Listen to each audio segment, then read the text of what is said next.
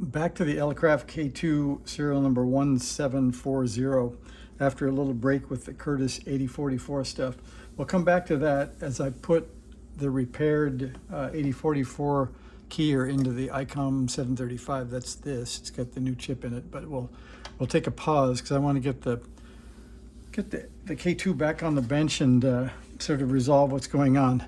So I took a pause because when I took out the front panel, the front or the chip side looks pretty good, but the back looked a little scary to me. And I didn't know how much of it was supposed to be here and how much of it might have been added in an attempt to improve things. So I actually have a different Rev A front panel from a different K2, and you can see how very similar all the changes are. So these two caps, these two resistors, this electrolytic, there's a jumper, there's the long wire over to here to a cap. So I think that we're in pretty good shape in terms of we can debug this. I think part of my problem is I have a Rev B schematic and I have Rev A boards. So we're going to try this. We'll try the new board and see what we get. And just to remind you, let's see, we could also look and do that zoom in and see what we see in terms of trace cuts and such. So if we look, I was even complimented, I guess, once for zooming, so I'll zoom again. This is the trace cut that I, quote, fixed. It's not a very pretty joint, but it's in there. So this is our original board, and you can see firmware version 2.04.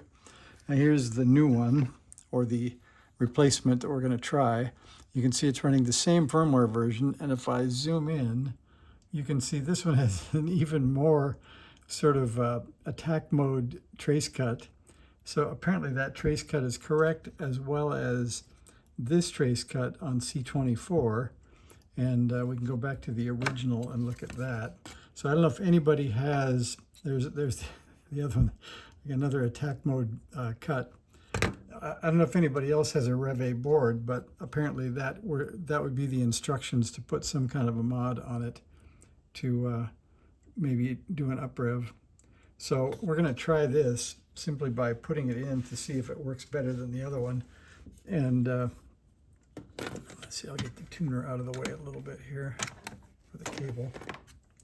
I think we can just slide it in there, and we can hope for the best. So this goes chip side to the back, and you can see how, let's see if I move you in here, you can see how the pins kind of fit into the board, but you can see, I'll show you the connectors. You can see how the board sits behind the connectors, and you can see the connectors are sort of the big black plastic there. So the board has to fit behind those connectors to let the pins in. And then we push down. And this board has the jumpers cut for the audio filter. So I need to grab the audio filter. So this board is in, I guess you'd say, more deluxe than the one we're taking out. So we need to put in this spacer, and I think I can do that without dropping it. Maybe the fingers are better. And so that spacer goes in to hold the front panel, but it also provides the mounting point for the filter. I could zoom back. So there's the standoff in there, and here is the filter that will go on top. So we'll plug that in. That's got a 5-pin and a 3-pin connector. So we'll mount those up. I think that fits. Yep. And the screw hole lines up. So we'll get that in. And has a lock washer on it.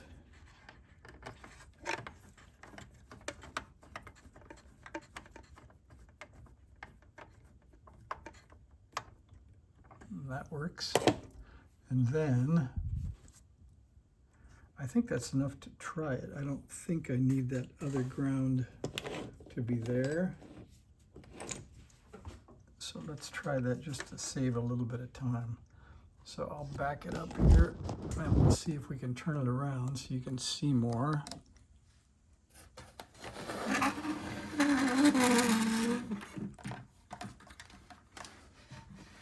So if all goes well this time, we would have hopefully a working radio with side tone. So we're going to put this connector back on. And our speaker lead is in, and the power lead is in, and the RF lead is in. And we need an antenna on input 1 on the tuner, not on the original. I believe I have evidence in a video where I screwed that up before. And then a power lead.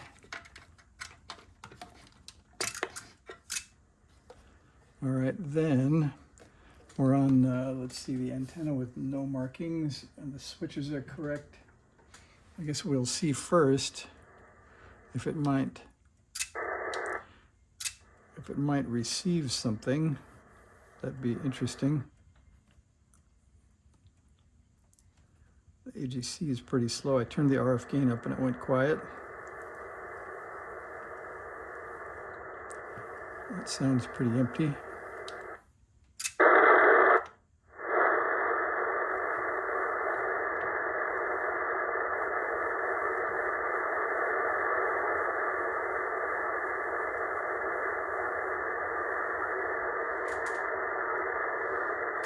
I'm not hearing much, but then again, I don't really have an 80 meter antenna either. I don't know why 40 is strangely quiet.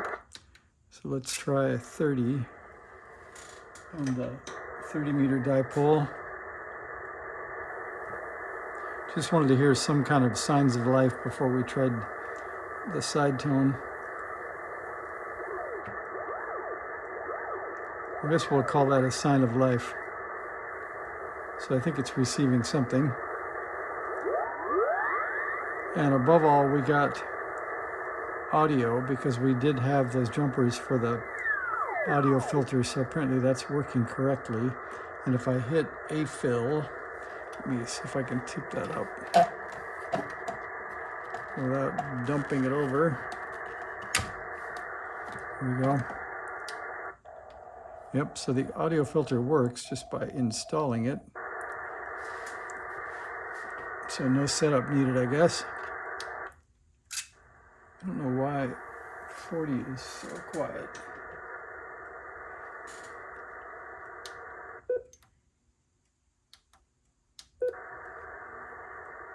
It says my power is too low, so we'll give it a watt.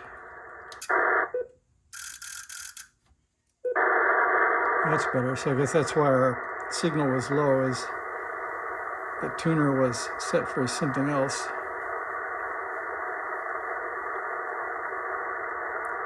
I don't hear the usual signs of digital, etc., so I don't know that that's working. But anyway, we're here to see if maybe spot would work. Oh, and it does. So this front panel works, and that tells us then that the problem at least is on the front panel. And we'll go back to debugging that other front panel, and I'll put the other radio back together. But this will give me a comparison at least, so I can do a little probing before then. So I'll go look at a few signals, since I don't really have a schematic for this. Like I said, I have a Rev B schematic, and I need a Rev A. And I looked on the Elecraft site, and I don't see that they maintain the old revision schematics. So let me know if you have a secret link to a Rev A K2 schematic for the control board. And if not, we'll do our best with looking around and following traces and seeing how close we get. So thanks for watching that piece. That's the quick kind of shotgun A/B test to make sure that the side tone works. And that's the spot working. And let's see, we do have a key plugged in. We'll get on the dummy load, and that works. And then if we hit menu, the side tone level, we should be able to change. We'll do edit. Yeah, and that works the way it should. So we'll get the new board, or the original board, back in there after I measure a few things. If you guys want to see that piece, I can record making a few measurements and poking around. Otherwise, I'll do that and then come back with the data. So let me know what you want.